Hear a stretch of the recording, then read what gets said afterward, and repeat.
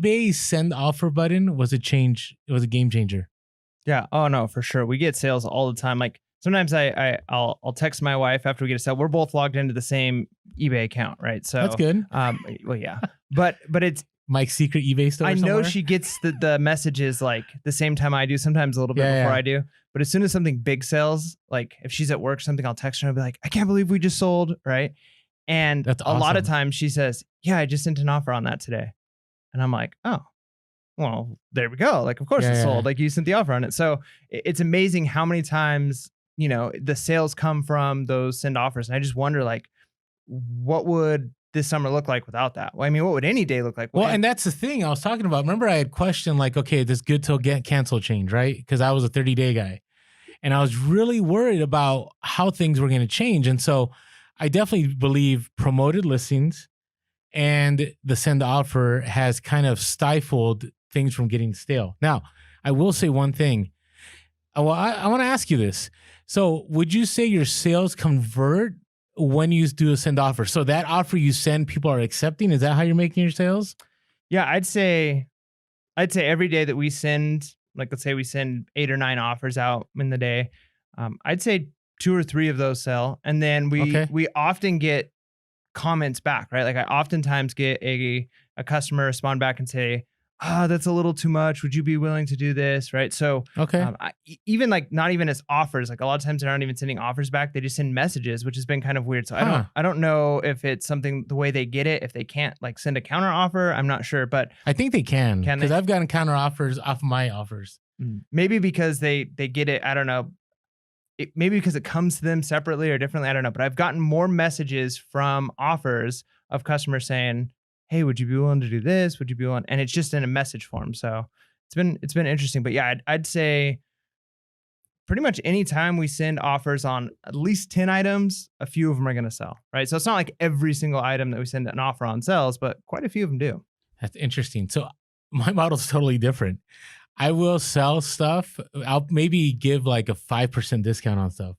You're probably doing a little bit more than 5%. So let's say it's a shirt that's $34.99. Are you sending in a $29.99 or are you doing like $24.99 or $19.99? Yeah, I would say typically like a $5 off, and I know that the percentage wise changes depending on you know the cost of the item, but yeah, a lot of times it's $5 off of something like that. If it's $35 or $30, we might send. So it's a significant discount. Okay, you know, 5% on $30 isn't that much, but you know. So yeah, and so you're getting you're having buyers accept your offers. What I'm finding is most buyers don't accept my offers, but those items sell to somebody else for full price, or I get sales on other stuff. And I don't know if it's, I think it's eBay's algorithm, which it's all a mystery. I think even to eBay it may be a mystery, right? Because the algorithm functions on its own, is that it likes seeing activity.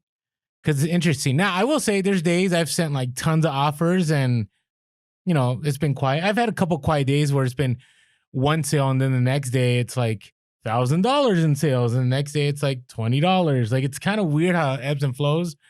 But I don't know. I'm happy. It's kind of addicting to send offers. Yeah. I don't think I go a day without sending offers. No, yeah, it's nice. And especially because it's been something we've wanted for so long. And so now having it, it's, to not use it every single day would be a shame. Like eBay one day is like, we're not doing this anymore. You guys are ungrateful. You are not sending enough offers. We're taking it away from you. I think the algorithm would take care of that. I don't think they have to say anything. So, all right. So I know so last update, you had mentioned about you're looking forward to our sourcing together. So you want to share? I know we shared on our IG story, but there's more to the story. So tell us a little, how did that go? It wasn't great. It was not great at all. No, I mean, it was kind of sad. It was sad, but I would say, to be honest, that's the typical, I don't want to say typical, but I'd say that's probably 50% of the time when I go to thrift stores or more is leaving with a few items and maybe like $20 or $30 in profit. So I go to a store and it's like, I got a couple of items. I bought it for $6. I'm going to sell it for 35. I'm going to make $20 on this. And it's easy, I feel like, to look at and say like, okay, this was sad because it wasn't the big hauls. It's always nice when you can walk in and say like, I just walked out with $400 or $500 worth of profit. But the reality is, for me at least, that doesn't happen all the time. So when it does happen, it's like a bonus, it's a treat. And then I just look at the days where it's like, all right, well, I just got a few things, as if I'm consistently doing this every single day, constantly going to these thrift stores, getting $30 here, $30 here, it adds up over time. So when do you think's the last time you walked out of a thrift store with like a major haul? It was probably like a month ago. Okay. It's been a while. Yeah. I know. For me, it's been, I want to say 3 months, maybe. And I think that was one. I think that's just something because I decided with Funky Cold Medinas, I said to go thrifting with him, and we just picked a store and it just worked out. I mean, it was good for Instagram, right? The highlight reel. But I would say since that point in time, every other time I've gone, it's been so, except for today on the way to the podcast. I did pick up, a nice haul of Castelli. Castelli's like cycling wear shirts. They're $4.99 a piece, new with tags, and picked up about 19 of them, and they should each go for about $20 to $30.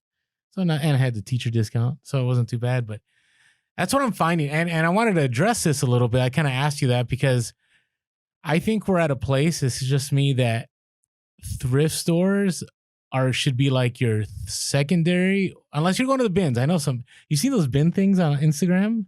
Yeah, it's unbelievable. It's like phenomenal what people find at the bins, but it's work. Yeah, I mean, I still haven't been to the bins. You did not portray in a light that makes me want to go to the bins anytime soon. And you know what? I was one and done. I think we should go back. Me and you should go back. Do you think it's like location specific? Do you think like bins in San Diego are worse than bins in other places? I do think it's location specific. I do know some resellers from San Diego that have gone, and they get some scores, and it's all about knowing people and networking there too, But, I look at people, we have a lot of people in the Pacific Northwest, and they seem to have a great time at the bins. There's a lot of people in the Midwest that go to the bins, and they have, there's people in LA that go to the bins and they find stuff.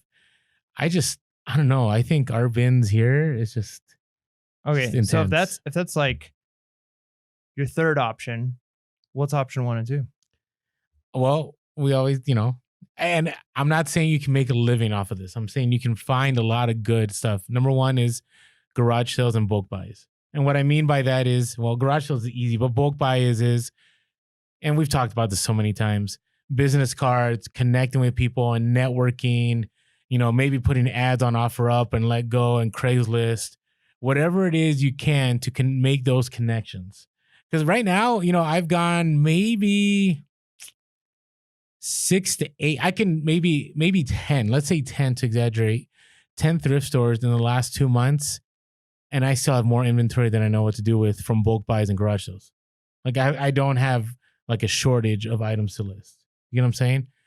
And the second one is, I think there has to be some kind of wholesale game in there. And this is what I'm talking about, scaling. I'm talking about if you go full time and you want to scale, I think there has to be, as far as my experience, and even right now, and obviously, sharing wholesale resources isn't wise, right?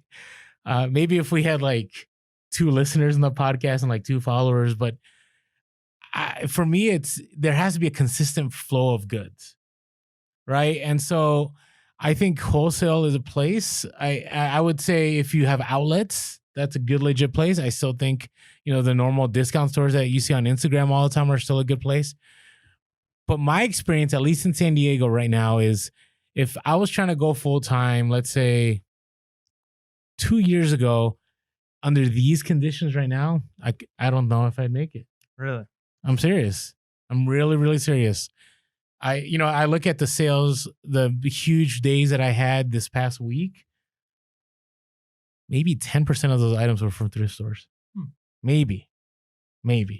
The rest, I mean, as far as the big scores, like the major, purchases, came from bulk buys, garage sales, wholesale, and so on. And I've got to believe, and maybe this is, I'm typically like ultra pessimistic. Like I'm not Mr. Optimistic. No, he smiles. I mean, I smile, but like I think, some people look at it as a weakness. I look at it as a strength, if not taken to the extreme. Yeah. Is I'm always looking at like, okay, what are the obstacles that we're going to face? How can we overcome them? But that being said, I'm somewhat optimistic that thrift stores are going to turn around. I feel like they have to eventually. So I think from that, we got to take that your model's going to have to change. Like what you're doing now, you know, if it's not working, it's probably because you're trying to do what you were doing a few years ago and things have just changed. But that also means that you can't just abandon it, right? You can't say like, okay, I'm never walking into a thrift store again. I'm not going to, because we you never still go. Yeah. And, we still go. And that shift is going to be slow, right? I feel like it's going to be slow, especially if a lot of the resellers in your area are abandoning thrift stores, right? That's less competition for you. So even if prices are high, if people aren't coming in and swooping up all of the gold, right? Yeah, but it's there for you. It's not that the prices are high, it's that the selection is poor. I mean, part of that could just be competition. It could be. And I know in San Diego, we're very like super heavy, I think, competition wise. But let me be clear about this one thing though. If you're trying to do part-time, I think thrift stores is totally doable. Totally doable. Like I have no question. Like, could you make a few hundred? Maybe you could make a couple thousand a month. If you want to go full-time and be able to pay the bills and build capital, I think you have to find ways outside of thrift stores to source.